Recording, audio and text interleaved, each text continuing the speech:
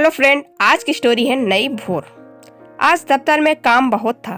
कथा जल्द से जल्द काम निपटा रही थी क्योंकि उसे आरू को लेकर दशहरे का मेला दिखाने भी जाना था। तभी चपरासी ने आकर कहा, मैडम, बहुत देर से एक साहब आपसे मिलने की प्रतीक्षा कर रहे हैं, उन्हें अंदर भेज दूं? भेज दो, कह के कथा फिर फाइलों में व्यस्त हो गई। क्या मैं अंदर आ सकता हूँ? आवाज़ सुनकर कथा चौंक पड़ी। वह सोचने लगी, ओह, यह तो मयंक की आवाज़ लगती है।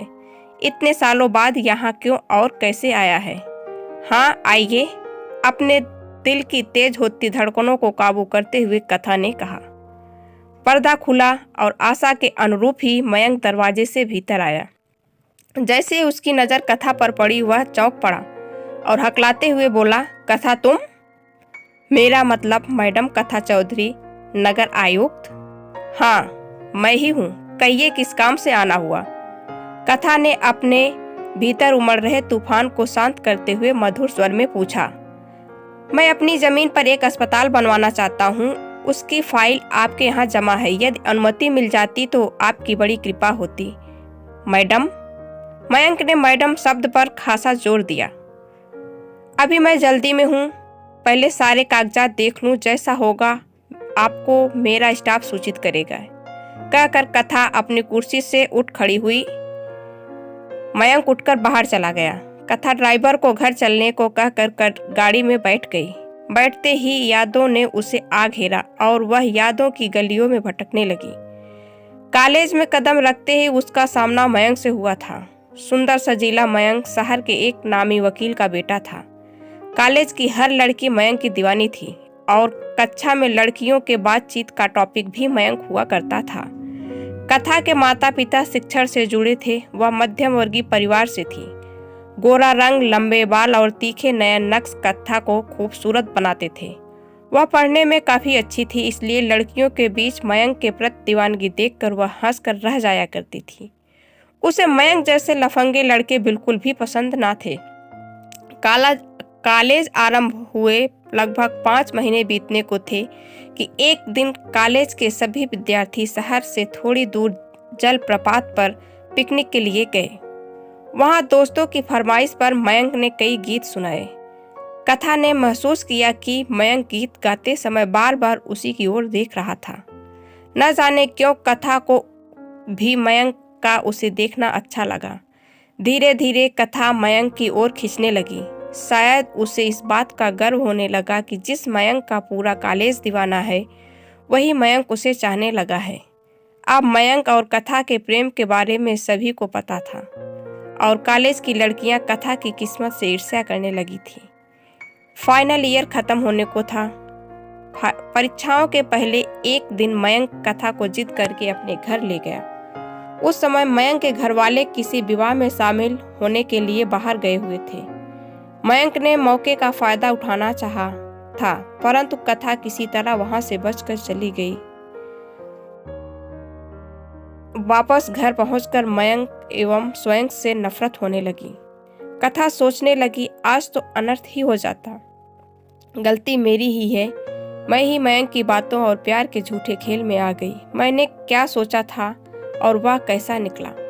फाइनल की परीक्षा देकर कथा दूसरे शहर चली गई और सिविल सर्विसेज की परीक्षा की तैयारी में जी जान से जुट गई। अथक परिश्रम और प्रबल इच्छा शक्ति से कथा ने सिविल सर्विसेज की परीक्षा उत्तीर्ण भी कर ली। उस दिन के बाद कथा ने मयंक से अपने सारे संबंध तोड़ लिए।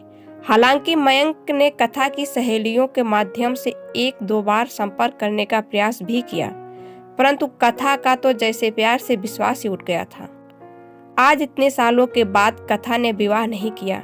एकाएक गाड़ी रुकने के साथ ही कथा की तंद्रा टूटी। माँ ने दरवाजा खोला तो वो कथा का चेहरा पढ़कर बोली, क्या बात है, तू इतना परेशान क्यों दिख रही है? कुछ नहीं माँ, ऑफिस में ज़्यादा काम था। आरू कहाँ है? उसको आज मेला घुमाने का प्रॉमिस किया था मैंने, कथा माँ से पूछ बैठी। आरू तो बहुत देर से सज सवर कर बैठी है तेरे इंतजार में। कुछ नहीं तो 10 बार पूछ चुकी है कि मम्मा कब आएगी। बेटा, तू कब तक विवाह नहीं करेगी? ठीक है, तूने आरू को अनाथ आश्रम से गोद लिया है, परंतु उसे भी पिता का प्यार चाहिए। और क्या तू नहीं चाहती कि तेरे अपने भी बच्चे हों? फिर लोग भी कैसी कैसी बातें करते हैं कि तू कुंवारी होकर एक बच्चे की माँ बन गई है।